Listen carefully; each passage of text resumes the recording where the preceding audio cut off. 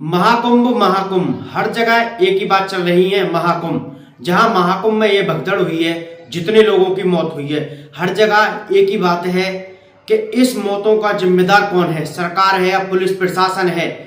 किसी व्यक्ति को यह भी अनुमान नहीं है कि मौत कितनी हुई है। अभी तक ना प्रशासन ने ना सरकार ने यह खुलासा किया है कि 10 लोगों की, 20 लोगों की या 30 लोगों की मौत हुई है। सब अंदाजा लगा रहे हैं कि इनका जिम्मेदार कौन है।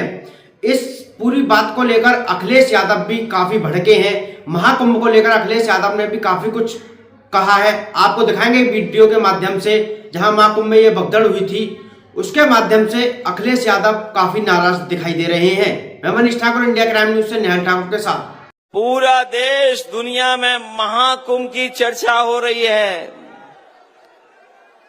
जो कहने को 144 साल बाद हो रहा है, लेकिन हमारे बहुत सारे जागरूक पत्रकार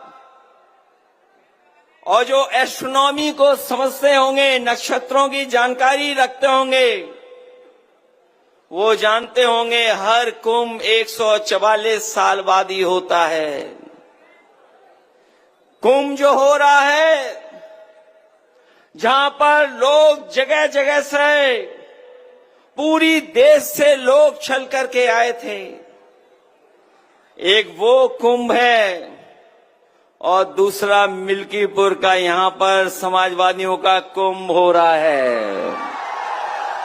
ये जो महाकुंभ के प्रचार को न जाने किस ऊंचाई तक ले जाना चाहते थे,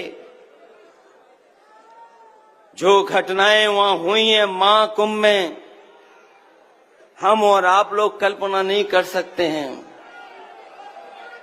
हम लोग कल्पना नहीं कर सकते हैं। जिस दिन से स्नान होना शुरू हुआ है, सरकार लगातार गिनती बता रही है। कभी कहती है कि इतने करोड़ लोगों ने स्नान कर लिया है, कभी आंकड़े देती है कि इतने करोड़, 30 करोड़ से ज्यादा लोग स्नान कर चुके हैं। जब हम और आप लोग लौट करके जाएंगे तो आपको, हम लोगों को नए आंकड़े मिलेंगे कि इतने करोड़ लोगों ने स्नान कर लिया है। जो करोड़ों के आंकड़े दे रहे हैं, और मैंने सुना था उनका भाषण कि अयोध्या में भी 16 करोड़ लोग आ चुके हैं, दर्शन कर चुके हैं। जो सोचिए करोड़ों का हिसाब किताब दे रहे हैं, वो वहां पर जिन लोगों की जान गई उनकी गिनती नहीं दे पा रहे हैं, उनके आंकड़े नहीं दे पा रहे हैं। ऐसा कभी नहीं हुआ था, ऐसा कभी नहीं हुआ, और जब कभी भी हुआ है तो उस समय की सरकारों ने स्वीकार किया है। ये पहले मुख्यमंत्री हैं जो सच्चाई को स्वीकार नहीं कर रहे हैं।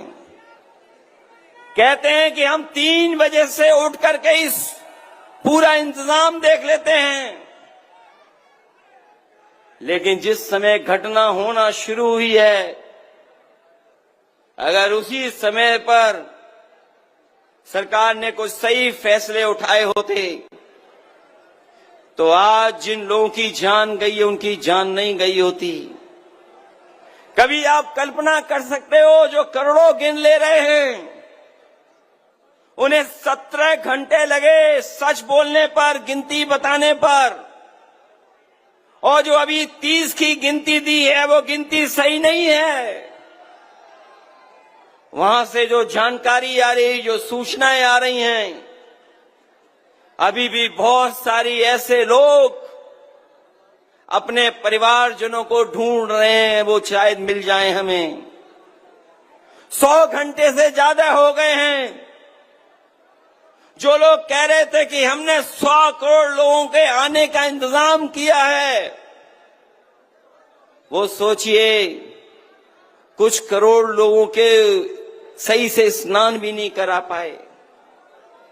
जो लोग आए थे उस रात, करोड़ों करोड़ों लोग बिना स्नान के चले गए, कोई संगम में नहीं पहुंच पाया, कोई भी इंतजाम सरकार नहीं कर पाई।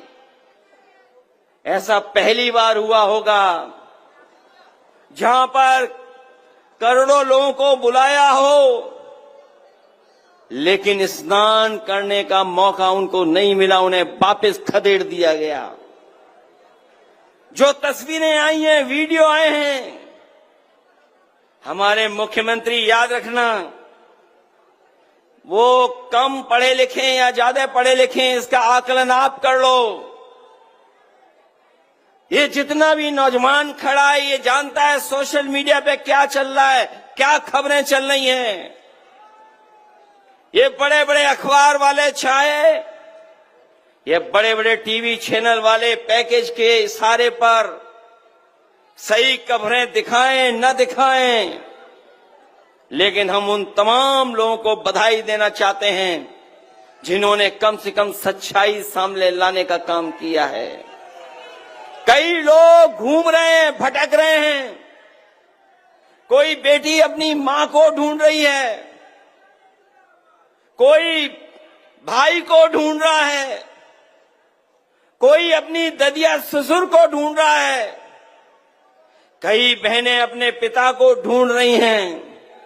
एक बेटा अपने पिता की तस्वीर लेकर के मोबाइल पर घूम रहा है कि उसके पिताजी मिल जाएं, कोई बता दे कहां हैं, लेकिन अभी भी सरकार बताने के लिए तैयार नहीं है। बताइए आप, क्या यही सरकार जो 100 करोड़ के इंतजाम के साथ खड़ी थी, वो कुछ करोड़ लोगों को स्नान भी नहीं करा पाई, और आज भी मरने वालों के आंकड़े सही नहीं दे पा रही है। न मरने वालों के आंकड़े सरकार दे पा रही है, और जो लोग खो गए हैं महाकुंभ में, उन लोगों की भी जानकारी नहीं दे पा रही है। मैं इस मौके पे कहना चाहता हूं, लोग वश से नहीं विचार से योगी होते हैं। कुछ लोग समझते हैं कि वस्त्र पहनने से ही योगी हो जाते हैं। लोग वश से नहीं विचार से योगी होते हैं। जो सत्य के रास्ते पे चले वही योगी है, और वो जो सत्य को छिपाए वो कभी योगी नहीं हो सकता है।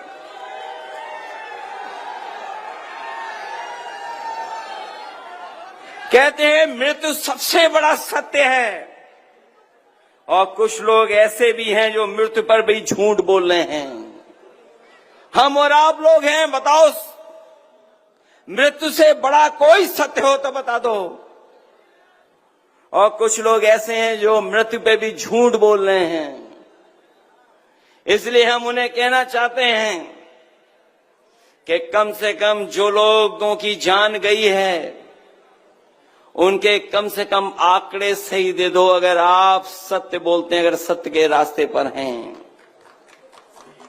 और सतयुग से लेकर के कलयुग तक आप पूरी जानकारी कर लो। हमारे सनातन परंपरा कभी नहीं टूटी। संत महात्मा साधु समाज मुहूर्त के हिसाब से शाही स्नान करते हैं, उसमें नक्षत्रों का हिसाब से सहयोग बनता है। जब नक्षत्रों का सहयोग बनता है तभी शाही स्नान होता है। शाही स्नान का मुहूर्त भी होता है। हमारे तमाम साथी जानते होंगे, हिंदू समाज में तारीख और मुहूर्त दोनों निकाले जाते हैं, और उसी के हिसाब से हमारे शाही स्नान करते हैं। लेकिन पहली बार ऐसा हुआ होगा कि सनातन परंपरा को टूटने का काम अगर किसी ने किया है, तोड़ने का काम तो इस सरकार ने किया है। हादसे में छिपाए करके हादसे को छिपाया इन्होंने हमारे देव तुल्य, हमारे धरती के देव साधु संतों से छिपाने का काम किया। और इन्होंने आदेश दिया अखाड़े लोगों को कि शाही स्नान के लिए जाइए। ये जो लोग सच नहीं बोल पा रहे हैं वो कभी भी जनता के पक्ष में कोई फैसला नहीं लेंगे। जो लोग घबराए होते हैं, गुस्से में होते हैं, खिसिया जाते हैं, वही ऐसी भाषा का इस्तेमाल करते हैं।